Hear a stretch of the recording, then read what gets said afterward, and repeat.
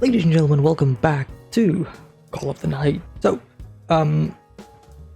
first episode, pretty good. It's a pretty good show. It's very chill. Some people are saying it's just a chill, lo-fi anime, and honestly, yeah, that kind of fits the description of the show really, really well. It's been almost a month since I've watched the first episode, and I've never watched the first episode since, so I basically forgot most of the characters' name. In fact, I kind of forgot all of their names. I'm sorry. I'm pretty sure I'm gonna remember them again once I finish watching episode 2 again. So in that regard, I apologize. But other than that, I'm really excited. I'm really excited to see where the show is gonna go and how much the show is going to deliver. Because so far it feels just like a nightlife slice of life. That's basically what the vibe that I'm getting at.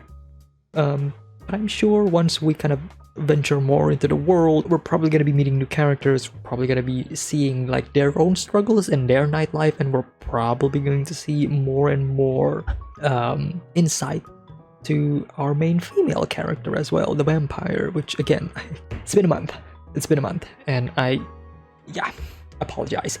Anyways, that's pretty much it for my intro. Let us jump right into the second episode of Call of the Night.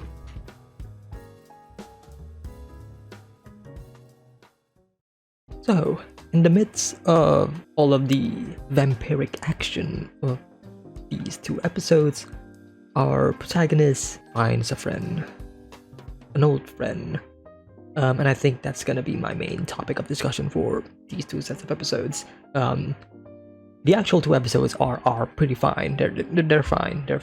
Again, I love the atmosphere. I love the mood. The soundtrack, the music is probably the best part of these two sets of episodes in my opinion. They're they're a jam. They are a jam, and they definitely capture that feeling of a nightlife, if that makes sense. Like, if you go out at night and then you hear that soundtrack, that's kind of like the feeling that you get. But in regards to the story and specifically the characters, we meet Akira, who is a dear friend to our main character, and he definitely shows a bit of shock, right? What do you mean, friend? What does it mean to be a friend? And both of their interactions and both of their, I guess, perception of friends is something that I find relatable. I'm pretty sure some of us have been through this situation before during like junior high school, maybe even elementary to some extent, right? Especially during long periods of not seeing them and then meeting them again, right? And probably even more so if you are probably older, right? When you haven't met your high school friends in a while, in years perhaps. And then you maybe you were really close to them at the time, but then years pass, you never met them again, they kind of go someplace else, you go someplace else as well, distance become, further and further away, and then you ask yourself, are we still friends, right? Are we still, best buddies? Or are they just, a faint of memory and we're never gonna see them again, right? It's relatable. It's relatable. And Yamori's idea of basically I don't have any friends is, in my opinion, the perspective of somebody who feels like they're insignificant. Even if people are trying to get close to you, either you don't accept them or you feel like you are not worth the effort of being there, despite the fact that you really want to, right? It's this weird sort of back and forth feeling of I don't want you, but I also want you, if that makes sense. Luckily for him, he meets a friend that has been his friend, who has been by his side for a long while, I would say.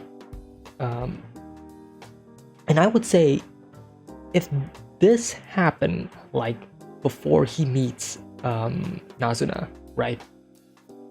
I don't think he would be feeling this way. I don't think he would be, more open to the idea of getting to know Akira again, right? And it also helps the fact that Akira is actually somebody who really wants to get to know Yamori again, right? Somebody who considers herself close to Yamori and then wanting to get closer to Yamori, right? Now, whether or not there's an affection within that, I don't know yet, right? As far as I'm concerned, they want to be close friends, right? And for Yamori, this is a great way to get a new friend because before this, he has no friends, I would assume, right? I would assume he has no not real friends, but he doesn't have any current friends until he meets Nazuna. And meeting Nazuna, there's definitely like this weird dynamic, right? Because Nazuna is not your normal friend. She's a vampire, right? She's not human. There's already a difference in how you treat each other, right? But then you meet somebody who is actually a human, who is actually, somebody who you know. How do you deal with that? And I think the show has done a pretty realistic way of dealing with this whole situation, right? Meeting somebody who you would say are close before, but you never really consider themselves as true friends, but looking back at them, they're probably friends, you know what I mean? Yeah. Overall, solid episodes all throughout. The final ending scene of episode 3, where basically Asuna gives him a kiss. That will definitely not change their dynamic at all. I'm really excited to see how Yamori is going to act in the future, actually. Right, because probably his first kiss. Probably the first time he has ever experienced something like this. And usually when these things happen, especially with friends, it does tend to get awkward at first. Trust me. I think that's pretty much it for my discussion for Call of the Night episodes 2 and 3. It's not that I don't want to discuss it even further, I just don't find anything else to discuss. It's a fun, chill anime. That's pretty much it. It's a good show. Thank you all so much for watching, and I will see you all next time. Take care, everyone.